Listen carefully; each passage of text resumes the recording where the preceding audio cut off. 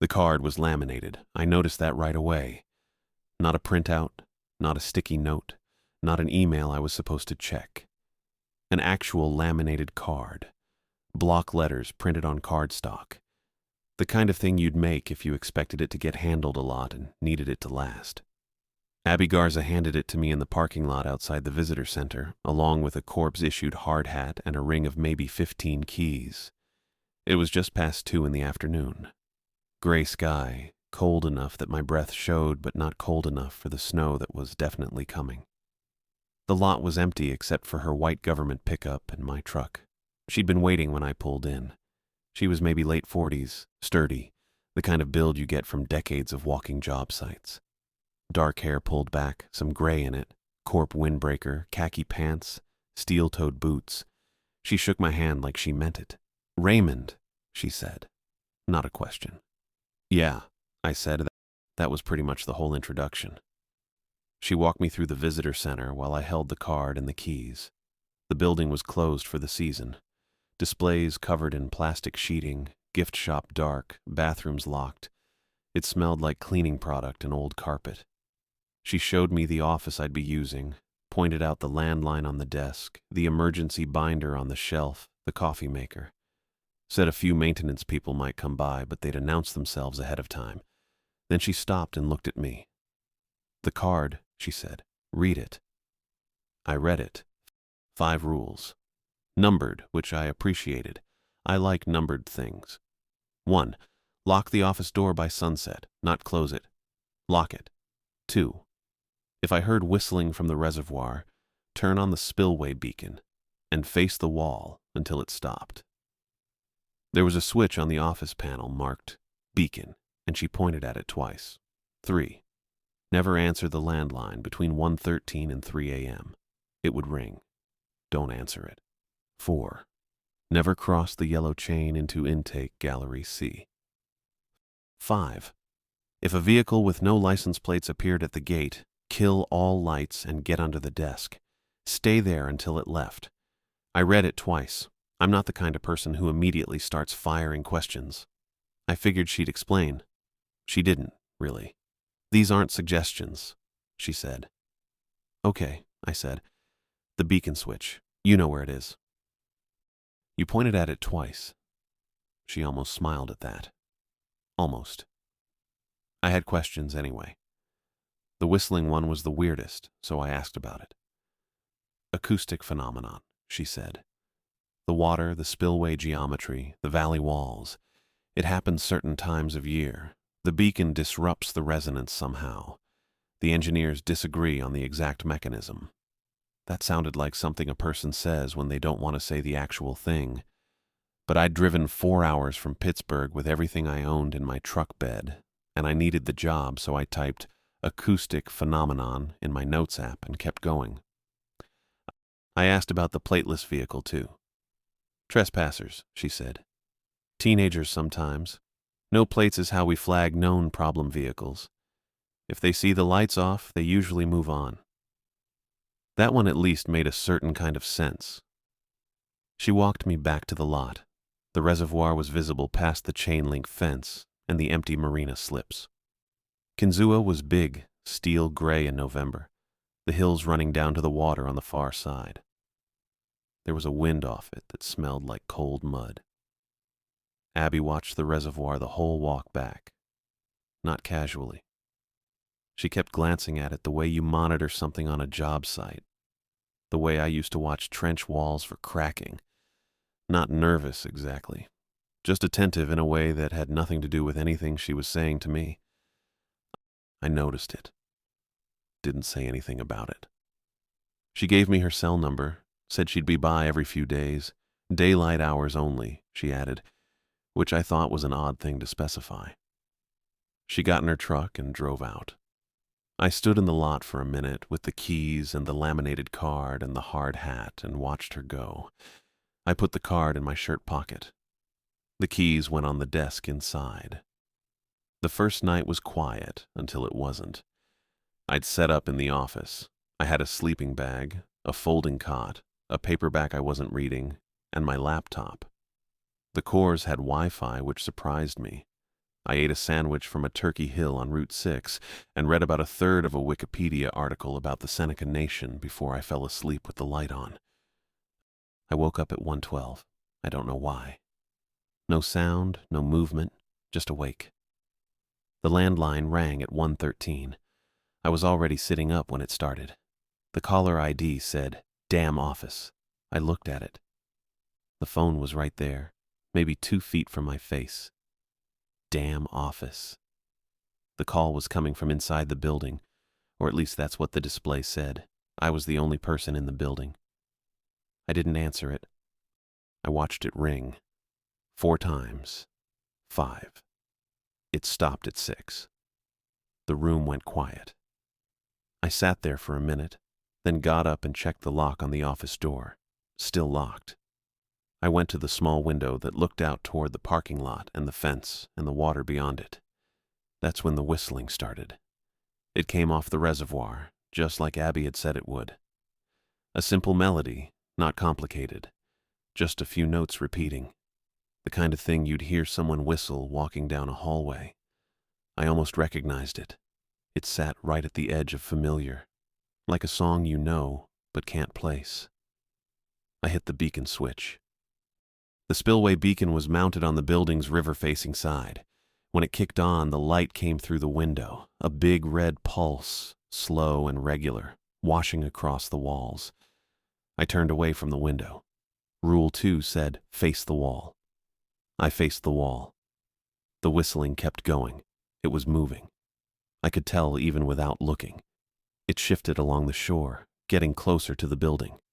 The red pulse swept behind me. I stared at the corner where the wall met the ceiling and counted beats. Then the whistling changed. Not a different melody.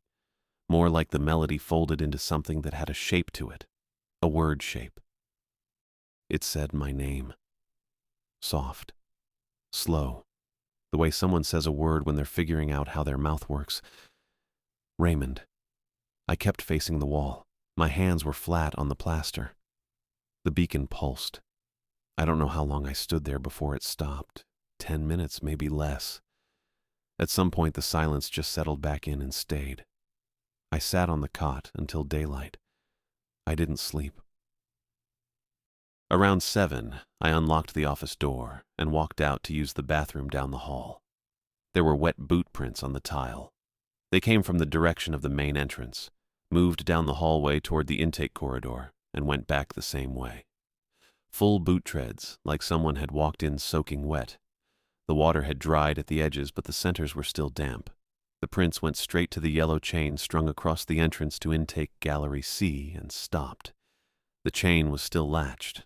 I stood there looking at it. The padlock hadn't moved. There was a faint smear of dust on the shackle, still intact. Whatever had walked up to that chain hadn't gone through it. Just stood there, then walked back out. I went back to the office, put the laminated card on the desk in front of me, and read it again. All 5 rules, top to bottom. Then I made coffee and added boot prints Gallery C chain to my notes app, right under Acoustic Phenomenon. That was the first night. The second night, the phone rang at exactly 1:13. I'd been watching for it. My phone propped against the lamp with just the clock running. Nothing else open, no apps, just the numbers. 112, 112, 112. Then the landline went off and the caller ID lit up. Damn office. I didn't touch it. 6 rings and it went quiet. The whistling started about 4 minutes later, same place. South end of the reservoir, moving toward the lot. I hit the spillway beacon, faced the wall, waited. That was the pattern. Every night, same order. 1:13, then the whistling, then nothing. By night 4, I'd stopped watching the clock. I could feel the last few minutes before 1:13 before I could explain why. At 1:11, I'd find myself already sitting up, already listening. I'm not a particularly intuitive person. I've worked construction tech for 8 years, and most of what I do is read measurements and follow specs, but something in me just started tracking it. Some background thing. I didn't love that. I kept a notebook by the cot, one of those black and white composition books from Dollar General on Route 6 in Warren. I wrote down the time the call started, how many rings, when the whistling began, what direction, when it stopped. You write it down. Even when it seems obvious, you write it down. Because 3 weeks later, when something goes wrong, you want the record. That's just how it works on a job site. I applied the same logic here because it was the only logic I had. The calls always lasted 5 to 7 rings. The whistling always started south and moved toward the lot. It always stopped before it reached the parking area. I don't know why. I didn't want to know why. The mornings were the weird part. The nights felt like waiting. The mornings felt like inventory. Day 3, there was a handprint on the outside of the office window. Low, near the sill, like someone had pressed their palm flat to look in. The glass was cold and the print was still damp. The hand was about the same size as mine, maybe a little wider across the palm. I looked at it for a while. Then I went inside and wrote, "Handprint, exterior office window, lower left pane," in my notebook and made coffee. Day 5, I found water pooled under one of the folding chairs in the break room. Not a lot, maybe a cup, spread into a rough circle on the tile. The ceiling above it was dry. The pipes were dry. There was no reason for it to be there. It smelled like the reservoir, that flat mineral smell with something underneath it I couldn't quite name. I mopped it up with paper towels, threw them away, and washed my hands twice. Both went in the notebook, clean and simple. I'm not great at writing incident notes in a way that sounds alarming, probably for the best. Abby showed up on day 3, pulled into the lot around 10 in the morning in her core pickup, knocked twice, came in without waiting. She had 2 coffees. I don't know from where, there's not much between the dam and Warren. She handed me one and asked how the first couple nights had gone. I said quiet. She nodded like that was exactly what she expected. We did a walk of the exterior together. She moved fast, always a step ahead, always facing forward. Checked the generator housing, the gate mechanism, the main building corners. She got to the intake galleries at the end and asked, casual, like it was an afterthought, whether I'd had any reason to go near them. I said no. She said good. Nothing to check down there in winter anyway. She didn't mention the boot prints. I hadn't either. I kept waiting for her to bring them up. She didn't. She came back on day 6. Same thing. Daytime. Quick. Another coffee. This time, she walked the perimeter by herself while I watched from the doorway. When she came back in, she mentioned that teenagers from Warren sometimes came up to mess around near the dam. She said the acoustics along the reservoir were strange. That sound carried in weird ways off the water at this time of year. Pressure changes in the intake tunnels. She said all of this while looking at her clipboard, not at me specifically, more like she was saying it to the room. I said I'd noticed some strange sounds. She looked up, asked what kind. I said water sounds mostly. She wrote something down and said that was pretty normal, and left 20 minutes later. I added Abby, acoustics, teenagers, pressure in tunnels to the notebook. Underneath it I wrote, asked about galleries again and circled it. The 9th night was different. I was at the desk around 11:45 doing nothing useful. Old texts mostly, the kind you scroll back through when you're tired and don't want to think. The gate camera was up on the monitor the way it always was. Usually it showed the empty lot, the gate arm, the tree line. A vehicle pulled up and stopped at the gate. I looked at it. It took me a second to figure out what was wrong. Corpse maintenance truck, dark green, right shape, right size, but no plates. I checked the rear angle on the second camera. Also bare.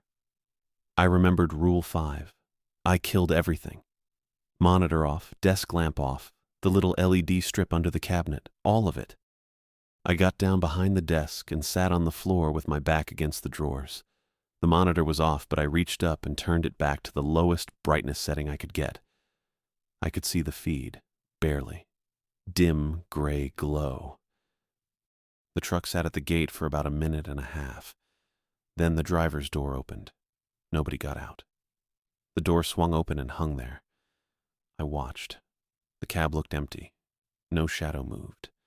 The door was open and nothing happened for what felt like a long time, but was probably 40 seconds. Then the truck reversed. No headlights. It rolled backward into the dark at the edge of the tree line and was gone. The door was still open when it went. I stayed under the desk for another 10 minutes. Then I got up, turned the lights back on, and sat in the chair looking at the gate camera feed. Empty lot. I wrote, plateless truck, gate 1147, driver door open, no driver, reversed, no lights, in my notebook. Then I sat there until 1:13, did the phone, did the beacon, waited for the whistling to stop. I didn't sleep.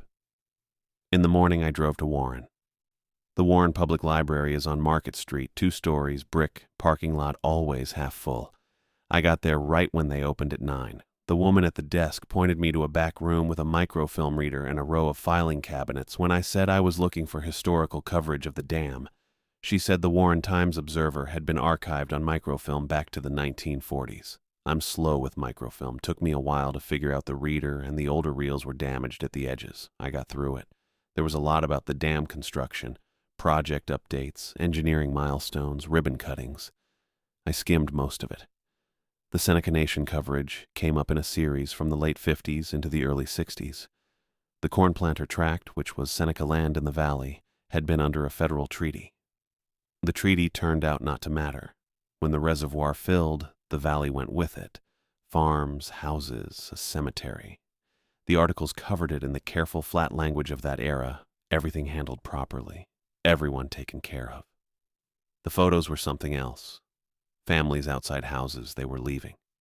Grave markers pulled from the ground for reburial somewhere else. Whole rows of them loaded onto a flatbed. I'm not going to pretend I understood all the legal history. I didn't. But I understood enough to know that a lot had gone under that water, and not all of it by accident or agreement. Then I found the Sawyer Crane piece. Short article, maybe 200 words. October 1964. A core intake worker had been killed during an unscheduled water release in one of the intake tunnels. He'd been performing routine maintenance when the release occurred. Body not recovered. The investigation was ongoing. I looked for a follow-up and found one item 2 weeks later, still ongoing, and then nothing. No resolution, no findings, just silence. I wrote his name in my notebook. Sawyer Crane. October 64. Body not recovered. I drove back to the dam. The incident binder was in the bottom drawer of the filing cabinet in the office. Abby had mentioned it on day 1. Orange cover, site incident log and label maker tape, and said it was mostly routine maintenance notes, not worth reading. I believed her at the time. I opened it when I got back from the library. The entries went back to the mid-70s. Different handwriting in each section, sometimes 2 or 3 different hands within a single year. Each entry was dated and signed. The format varied a little. The content didn't. Whistling from the reservoir. Landline calls at 1:13. The time was noted in almost every entry, some with a circle around it. Water on the floors, wet prints, pooling in the break room. Several entries mentioned a vehicle at the gate, no plates, driver's door opening, nobody exiting. Someone in 1988 had written a full paragraph about hearing their name come off the water after the whistling started. Careful printed letters, like they were trying to stay precise. The entry ended. Beacon protocol followed. Event passed. The last entry before mine was dated 3 years ago. Initials I didn't recognize. TM. It said whistling, 113. Prints, chain intact. Same as always. But in the margins, not just one hand, not just one section, but throughout the whole binder in different pens, different years, printed in cursive and scratched quick like someone was reminding themselves, was the same thing.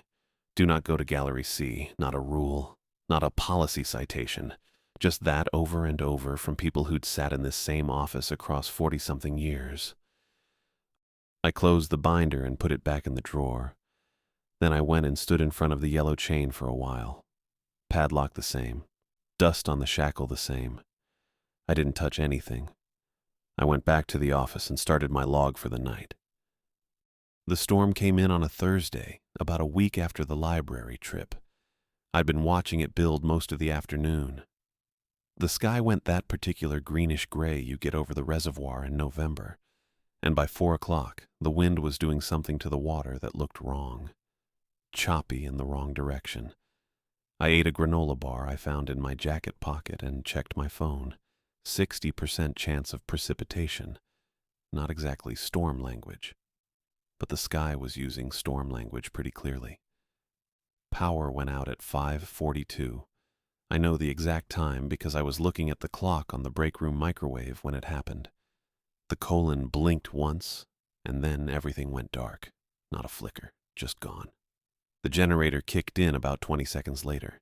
There's a utility shed around the back of the visitor center, and I heard it start up, that low diesel grumble that worked its way into the floor. The overhead lights came back on but dimmer, that yellowish backup power color. The computer rebooted. The gate camera came back online. I checked the spillway beacon indicator on the wall panel, the little green LED that meant it was running. It was dark. I hit the test switch twice. Nothing.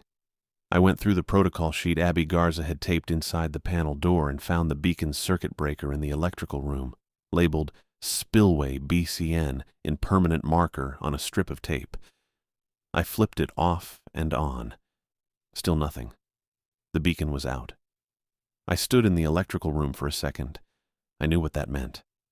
I'd read enough of the binder to know what that meant. Rule 2 existed because the beacon did something specific enough that 30 years of night watchmen had followed the protocol without question. And now it was dead, and the storm was sitting on top of the reservoir, and it wasn't even 6 p.m. I went back to the office and sat down. I thought about calling Abby Garza. I actually picked up my cell and found her number, and then thought about what I'd say. Hey, the beacon's out. And then what? She'd already told me she couldn't come at night. She'd said it the way you say something you don't want to explain further. I put my phone down, ate the second half of the granola bar. The whistling started at 6:17. I knew from the binder it got louder when the beacon was out. I wasn't ready for what louder actually meant. The first few times I'd heard it, it was a sound at the edge of the property, something you could almost argue was wind. This was in the building, not through the walls. In the walls, like the pipes were carrying it up from somewhere below. A single repeated phrase, just a few notes. The kind of thing that almost resolves into something you recognize. Almost. Never quite. I turned on every light in the office. Both lamps, the overhead, the desk lamp in the corner I'd never used because the bulb was weak and buzzed. I didn't have a working beacon, so I figured I'd substitute what I had. I knew it wasn't the same thing. I did it anyway. The landline rang at 1:13 exactly. The display said, "Damn office." I sat and watched it ring 4 times and go to voicemail. Then I thought about the binder again. Dozens of people letting it ring through. Rule 3 said, "Don't answer." Rule 3 did not say, "Don't unplug." I pulled the cord out of the wall jack. The silence after that was pretty good. The whistling was still going somewhere outside, but it felt further away, and the ringing was just gone, and I sat there thinking, okay, that's something. I'm handling it. That lasted about 10 minutes. Then the hallway lights came on, all of them. Every overhead panel in the corridor running from the office toward the intake galleries. The ones I'd verified were off. The ones not on the generator's priority circuit. I had checked that specifically. Those lights were supposed to be dead. They were on. Flat white fluorescent light filling the hallway like it was the middle of a workday. I didn't move for a little while. The smell came under the door next. Not the hallway door. The intake corridor door. The one with the yellow chain on the other side. River mud and something metallic, like a jar of pennies left in standing water. It came in low, along the floor, the way cold air does. I got up and walked to the corridor door. It was open. I was sure I'd checked it. I checked it every night, part of my 9 p.m. round. The corridor door had been closed and latched. Now it was standing open maybe 4 inches, and through the gap was that gray flat light. Not fluorescent, not quite anything I had a name for, just gray and even. The yellow chain was visible through the gap, still latched, still hanging across. Everything past it was shadow. Then I heard the boots, a shuffle. Not footsteps exactly, more like something shifting weight. The sound of rubber soles on wet concrete from inside the corridor, past the chain, in the dark part the gray light didn't reach. I pushed the door shut. I grabbed the nearest chair, the metal folding kind I'd been using as a side table for my water bottle, and shoved it under the door handle the way you see in movies and always think looks dumb. Turns out it works fine on a door that opens inward. The chair legs caught on the tile and held. I went back to the desk, sat down. The whistling was doing something outside I wasn't going to think about too carefully. The hallway lights were still on through the gap under the office door, that flat white strip at floor level. I looked at the landline cord hanging loose from the wall jack. I thought about the binder, 40 years of entries. Nobody had ever mentioned unplugging the phone. They'd mentioned not answering it. The phone itself was always just there, part of the furniture, part of the setup. The rule said don't answer, not don't unplug. But those aren't the same thing. I'd assumed I was cutting off something trying to get through. What if the call wasn't trying to get through? What if the call was the thing doing the holding? I sat with that for a while. The lights in the hallway didn't go out. The smell faded a little around 3 a.m., but didn't fully go away. I didn't sleep. I had my phone, half a charge left, and the clear understanding that I'd done exactly what the rules hadn't told me not to do, and something had immediately gotten worse. The rules covered 5 scenarios. A dead beacon during a power outage wasn't one of them. Unplugging a landline you'd been warned not to answer wasn't one of them. I'd improvised, and whatever I'd thought I was doing, it wasn't that. I'm not blaming the storm. I'd have unplugged the phone eventually. That's on me. By 5 a.m., the sky through the window was lightening into that pre-dawn gray, and the whistling had gone quiet. The chair was still under the door handle. The hallway lights were still on. I hadn't moved from the desk in about 4 hours except once to get my water bottle. I just sat there and waited for it to be morning. Morning came. That was it. Abby's truck pulled into the lot at 6:47. I know the time because I was watching the window by then, sitting at the desk with both hands around a cold coffee cup I wasn't drinking. Her headlights swept across the office wall, and I heard gravel under her tires. She usually came around 9 or 10, never before 7. I didn't move when I heard her key in the lock. She pushed the door open and stopped, looked at the chair jammed under the corridor door handle, looked at the landline sitting on the floor with the cord coiled next to it, looked at me. Her face went through a couple of things I couldn't fully read, but pale was one of them. That was the one that stuck. "Ray," she said. "Morning," I said. She came in and set her bag down slow. Didn't say anything else right away. Walked to the corridor door and put her hand on the back of the chair. Didn't pull it. Just touched it like she was checking the temperature. "How long has this been here?" she said. "Since about 1:30. She nodded like that confirmed something.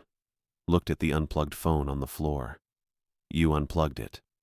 The line rang during a power outage. I didn't think that was possible. She was quiet for a minute. I could hear the reservoir from here, which I usually couldn't unless the wind was right. Flat and gray out there, not much moving. She was staring at the corridor door. "Okay," she said finally, more to herself than me. I waited. She pulled the rolling chair from the far desk, the one with the cracked armrest, and sat down across from me. She wasn't in a rush anymore. That was different. Every other visit she'd been out the door in 20 minutes. This time she sat like she was settling in. "The phone line," she said. "It's not a phone line." I didn't say anything. It runs to a junction box in the intake corridor. Always has. The signal. Whatever it is that makes it ring. It goes in there and it loops. That's it. Goes in and loops and never gets anywhere. As long as the line's connected. She paused. You unplugged it. You said not to answer it. You didn't say anything about unplugging it. I know. She didn't sound mad. She sounded tired in a specific way, like someone who'd been bracing for a conversation for a long time and now it was finally happening. That's on me. I thought about the lights coming on, the smell under the door, the thing pressing from the other side of that wall at 1:30 in the morning. I said, "The rules aren't precautions." She looked at me. "They're not safety precautions. There's something else." She didn't answer right away. Then, "No, they're not." She got up and went to the metal cabinet against the back wall, the one I'd always figured was full of maintenance schedules and inspection logs and things I'd never need to look at. She had a key on her ring I hadn't seen her use before, smaller than the others, brass, with a tag that said, "Nothing. Just a number. 22. The cabinet door swung open and she started pulling things out, setting them on the desk. Rolled drawings held with a rubber band, a manila folder that had been taped shut and then opened at some point and retaped. A brown envelope with Intake C modifications written on it in black marker, all caps, underlined twice. She laid it all out and stepped back. "Take your time," she said. I started with the drawings. Old corpse blueprints, the kind on pale blue paper with faded white lines. Kinzua Dam. Intake gallery cross-sections. Gallery C was marked differently than A and B. There was a notation along the east wall, a box with a symbol in it I didn't recognize at first. Kind of a closed loop with a line through the middle. Hand-drawn, not printed. Somebody had added it to the original blueprint after the fact. I unrolled the next drawing. Same symbol, different date. The one after that, same. Decades apart, different draftsmen. Same symbol, kept getting added to the Gallery C wall notation like it was standard procedure, and somebody just forgot to tell anyone what it meant. I opened the envelope. Photos. Polaroids first, then standard prints. A few digital ones near the bottom. All of them showing the same section of Gallery C's east wall. The symbol in the first photo was painted on, white paint on gray concrete maybe 2 feet across. In the next photo, it was painted over. Gray on gray, barely visible.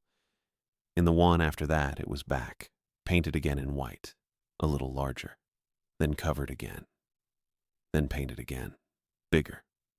The last few photos, the more recent ones, it wasn't painted anymore. It was carved, deep grooves in the concrete. Somebody had cut it in with a chisel or something close to it. Like whoever kept covering it up had eventually given up, and whoever kept putting it back had gotten tired of using paint. "What is this?" I said. "We don't know what it means," Abby said. "We know it keeps showing up. We know it's been there since at least 67. That's the first record we have." "Who keeps drawing it?" She didn't answer that one. She slid the manila folder toward me instead. It had a label. Night Watch Personnel, Kinzua Facility. There was a typed roster inside, single-spaced, 2 pages. Names and dates going back about 20 years. Each entry had a start date, an end date, and a status column. Most of the status entries said completed or transferred. A few said resigned. I counted 7 names circled in red. Those had single words next to them in handwriting, not typing. Resigned. That appeared twice. Relocated. Medical. Medical again. Missing. Missing. And one that just said no. I looked up. This one just says no. I know. What does that mean? It means we don't know. I put the folder down. The 7 circled names were spaced out across the full 20 years. Not clustered. Not a bad stretch or a bad year. Just scattered, one every couple of years, like a pattern that didn't care about timing. I said, Sawyer Crane.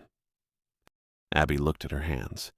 He didn't just get pulled into a tunnel, I said. I read the article. But there was more to it. She was quiet long enough that I thought she wasn't going to answer. Then she said, he was in Gallery C during the fill, when they flooded the valley. There was a miscommunication about the timeline, that's what the official report said, and the intake sequence started before everyone was out. He was inside. The water came in fast. She stopped. He didn't make it out, and they sealed it. The protocol at the time was to seal any compromised intake and continue filling. The schedule was the schedule. There were political pressures. The project was already behind. I didn't say anything to that. He was inside when they poured the secondary concrete barrier, she said. Him and... She pressed her mouth flat. There was something already in that intake, something that had been there before they started construction. The geological survey noted it, and nobody knew what to do with that notation, so they filed it and moved forward. Standard practice for the time. What kind of something? The survey called it an anomalous acoustic signature, a pocket of unusual acoustic behavior in the rock formation. She said it like she'd read it so many times the words had stopped meaning anything. What it actually was, we don't know. We know it's still there. We know it's been there the whole time. And we know that after Crane, it wasn't just a pocket of acoustic behavior anymore.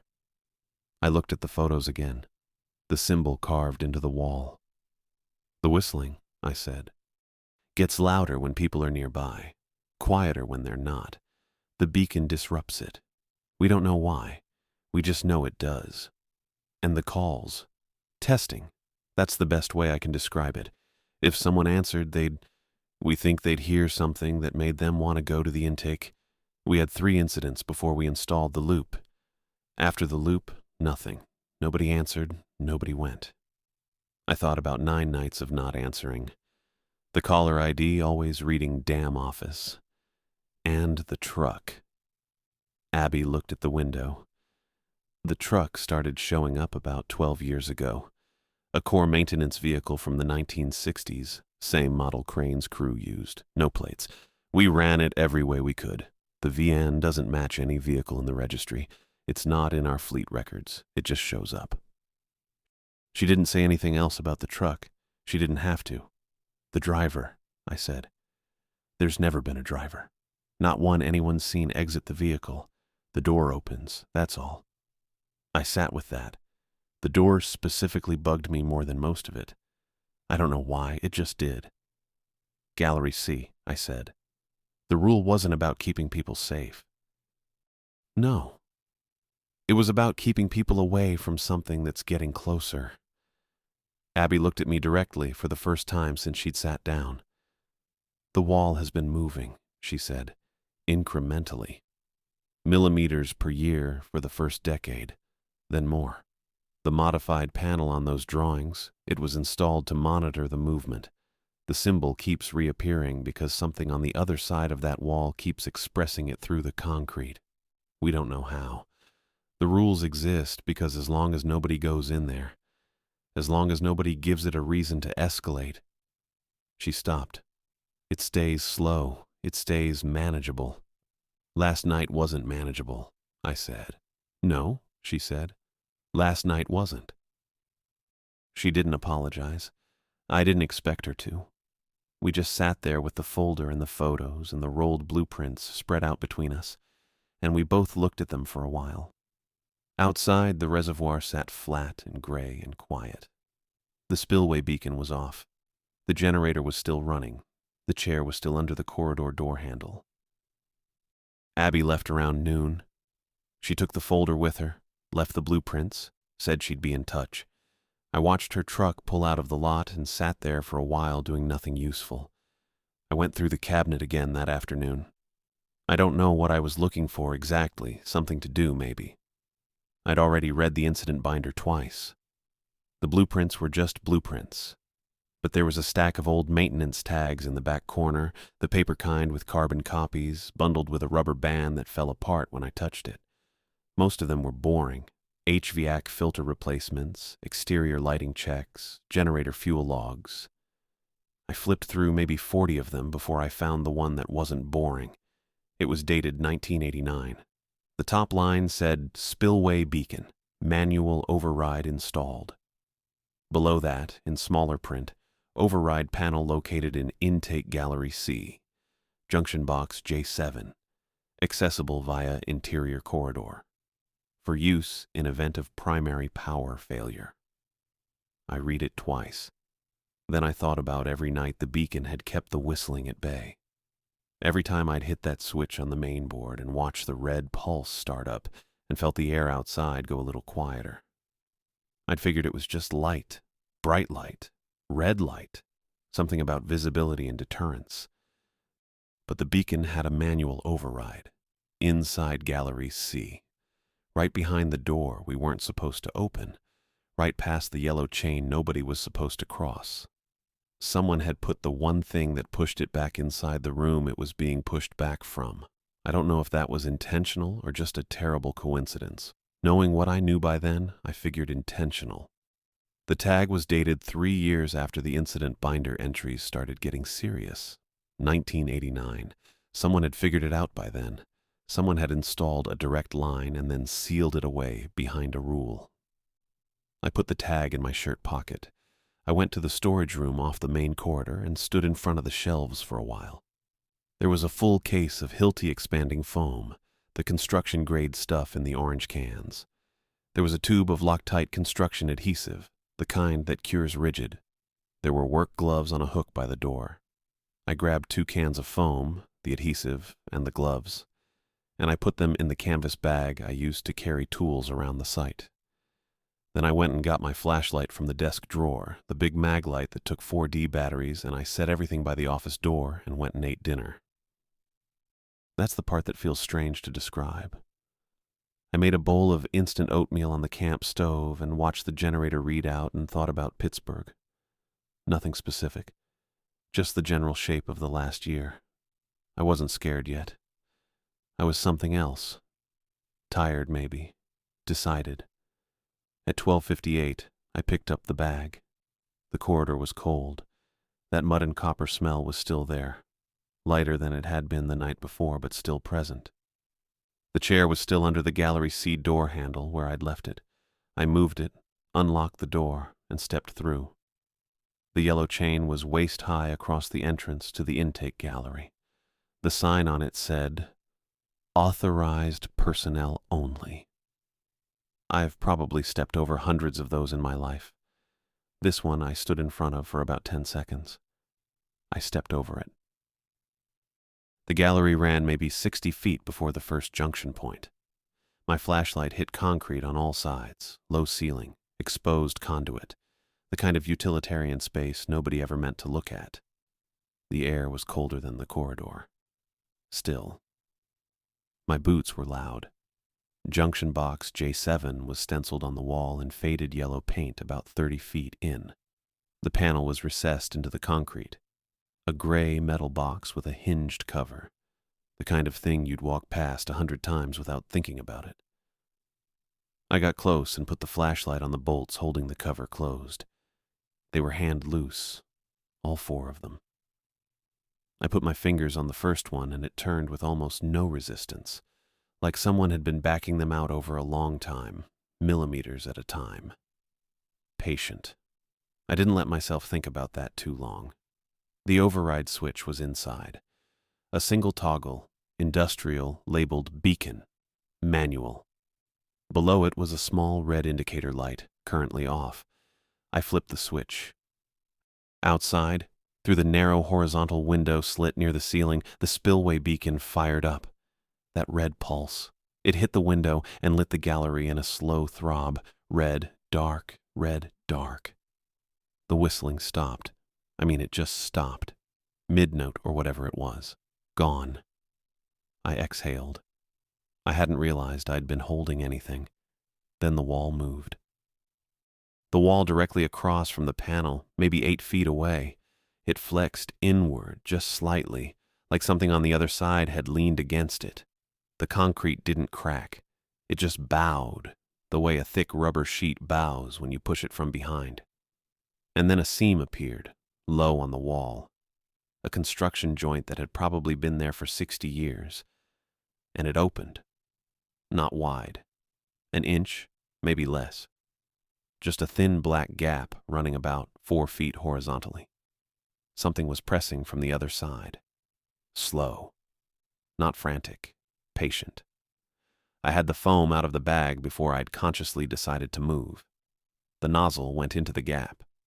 I squeezed the trigger and held it and moved the can along the seam, filling it, watching the foam expand and push back out around the nozzle, yellow-white, already hardening at the edges. The pressure from the other side didn't stop. The foam compressed where it was thinnest. I emptied the first can and dropped it, and had the second one in before it hit the floor. The seam held at the width it was. Whatever was pushing kept pushing. When the second can was empty, I had the adhesive tube in my hands. I smeared it over the foam with my gloved palm, thick, working fast, pressing it into the edges where the foam met the concrete. It wasn't a fix. I knew it wasn't a fix, but it was something to put between me and whatever was on the other side of that seam. Then I put both hands against the panel cover and threw my weight into it. The hinged cover latched. I got both hands on the top bolt and ran it down, then the second, the third. My fingers were shaking a little by the fourth one, but I got it closed. The wall was still. The seam was packed. I grabbed the bag and walked back toward the chain. The ringing started somewhere in the building behind me, not the landline, something bigger, like the whole electrical system was vibrating. It peaked, loud enough to feel in my back teeth, and then it cut. Dead silence. I stepped over the yellow chain. Behind me, the whistling started up again, just barely, the beginning of a note, like someone drawing breath, and then it stopped, like it ran out of something to push with. I stood in the corridor with the empty canvas bag and the flashlight, and I didn't move for a while. Then I went and sat at the desk and waited for morning. Morning came gray and flat. I didn't sleep, I just sat at the desk until the windows went from black to the kind of dark blue that means the sun is getting around to it. Then I got up, grabbed the canvas bag I'd been using as a general catch-all for the last few weeks, and put 3 things in it: the laminated rules card, the folder of photos I'd taken with my phone and printed at the Rite Aid in town 2 days earlier, and the incident binder. The binder barely fit. I zipped the bag around it and went to my truck. I drove to the Pennsylvania State Police Barracks on Crescent Park Road. Took me about 22 minutes. I know because I watched the clock the whole way. I don't know why exactly. I just needed something that moved at a normal speed. The barracks were beige brick, a flag out front, 2 cruisers in the lot. I sat in my truck for a minute. Not because I was scared. I just hadn't thought about what I was going to say. I figured I'd say exactly what happened. I went in. A trooper at the front desk asked what I needed. I said I needed to talk to someone about an ongoing safety issue at the Kinzua Dam site. He looked at me for a second, then picked up his phone. Sergeant Denise Wang came out about 4 minutes later. Pressed uniform, sergeant's chevrons, blonde hair tucked behind her ears. Steady eyes that didn't give anything away, just took information in. She said her name and rank. I said mine. She said to come back. Her office was small. Metal desk, 2 chairs, a whiteboard with nothing on it. She sat down and I sat across from her. She had a legal pad already open. She didn't say anything. She waited. I put the canvas bag on her desk. I work night watch at the Kinzua Dam Visitor Center, I said. Corps of Engineers contract. I've been there since October. My supervisor gave me a set of rules on my first day and told me they were non-negotiable. I've been following them. I'm pretty sure they're covering up something that happened in 1964, and they've been using civilian contractors to maintain it without telling anyone what they're actually doing. She wrote something down. Define covering up. So I told her. I went through the whole thing in order. The landline, the whistling, the wet prints, the plateless truck, the incident binder with all the circled names, Sawyer Crane, the articles I'd found at the Warren Library, the cabinet in Abby's office, and the photos of the symbol painted and repainted in Gallery C over 40 years. What Abby had finally told me. What I'd found in Gallery C the night before. The loosened bolts, the panel, the seam. Denise Wang wrote things down. She asked questions that were calm and specific. Dates, times, names. She asked me to describe the symbol. I didn't have good words for it, so I showed her the photo on my phone and she photographed the screen with hers. She asked if I had documentation of the contractor roster. I pulled the binder out and opened it to the page with the circled names. She read it without touching it, then asked me to leave it. I left everything. The card, the photos, the binder. I kept the photo on my phone. She walked me back to the lobby. At the door, she said, "Don't go back to the site until I hear from you." I said that was fine by me. She gave me a card with her direct number on it, small state seal in the corner. I put it in my jacket pocket and drove back to the motel on the other side of Warren. I slept until noon. Woke up to 2 voicemails from a core district number I didn't recognize. I didn't call back. The investigation moved faster than I expected. By Wednesday, 3 days after I'd walked into the barracks, Denise Wang called to say the Corps had been formally contacted and engineers from the Pittsburgh district were being sent to the site. She said I might need to make a recorded statement. I said okay. I made the statement Thursday morning. 2 hours. A trooper sat in and typed while I talked and Denise Wang asked the questions. She had a printout on the desk that looked like a copy of the incident binder. She asked about Gallery C specifically, what I'd done, what I'd seen. I walked her through it. The foam, the adhesive, the panel, the seam. She didn't react much, just wrote things down. I asked if I'd done something wrong going in there. She said, "You're not the one we're looking at." That was the whole answer. I took it. The Corps engineers got into Gallery C that Friday. Denise Wang called me afterward. They'd found the modified panel with the override switch, the carved symbol on the interior wall, and a secondary contractor roster going back further than the one in the binder. The symbol matched my photo. The foam was still in the seam. She didn't tell me what the symbol meant. I didn't ask. Abby Garza was suspended by the end of that week. The formal charges came later. A letter in the mail, something about unauthorized containment operations and misuse of civilian labor. Reckless endangerment was in there. I read it once, put it in the nightstand drawer, and didn't look at it again.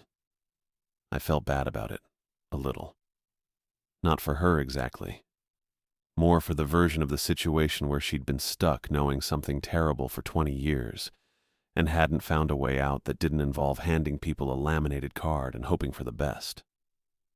That's probably me reading into things. I don't actually know what she felt. She never called. The Corps sealed Gallery C the following week, reinforced concrete directly behind the flexing wall. I heard this from Denise Wang, who got it from the engineering report. They also rewired the spillway beacon to a completely independent power supply. Its own circuit, its own breaker, its own backup. Something that couldn't drop when the main power failed. I wasn't on site for any of it. I was at the motel mostly, walked around Warren a couple of times, got coffee at a place on Pennsylvania Avenue with a handwritten menu that played Tom Petty at low volume, ate a lot of eggs, watched whatever was on. I'm not great at waiting, but I didn't have anywhere else to be. The night after the Corps sealed Gallery C, I slept straight through without waking up. I didn't think about that until later. The 113 calls stopped. No more calls at all, according to what a trooper mentioned in passing during one of my check-ins. Whatever had been cycling through that line just quit. The whistling was gone, not quieter. Gone. None of the engineering crew reported hearing it during 3 days of work inside Gallery C. Just concrete and cold air and the smell of a dam doing what it does. I picked up my last paycheck on a Tuesday. Not from Abby. from a core administrative office in Warren that had taken over contractor payments since the suspension. A woman at the front desk handed me an envelope with my name on it and asked me to sign a receipt. She was polite. She didn't look at me any particular way. I signed and left. I loaded my truck that afternoon. Didn't take long. I'd been living out of a bag since October. 2 duffels, a backpack, a box of food from the mini fridge, my work boots on the floor behind the passenger seat. I dropped the room key in the box by the motel office. The woman at the front desk waved. I waved back. I took Route 6 east out of Warren. The reservoir was visible for a stretch before the road curved away. Gray water, gray sky, trees stripped down bare. The spillway beacon was running. Red pulse, steady and slow, visible from the road. I watched it until the bend took it. I don't know exactly what was in Gallery C. I don't know what Sawyer Crane became after 60 years inside that wall, or what the symbol was supposed to do, or whether the foam and adhesive I'd smeared into that seam actually mattered. I'm not a structural engineer. I'm not anything, really. I was just the guy watching the building. What I know is the concrete held. The seam didn't open again. The beacon stayed on. And whatever had been pressing from the other side, patient, slow, apparently fine with waiting decades for someone to slip up, it stopped. That's enough for me. Pittsburgh was still back there somewhere, and my stuff was in a storage unit on the north side, and at some point I'd have to deal with that. The bad year was still waiting too. All of it still there, a couple hours down the road. But right then I was just on Route 6 with the heater going, and a coffee in the cup holder, and the whole morning ahead of me. I kept driving,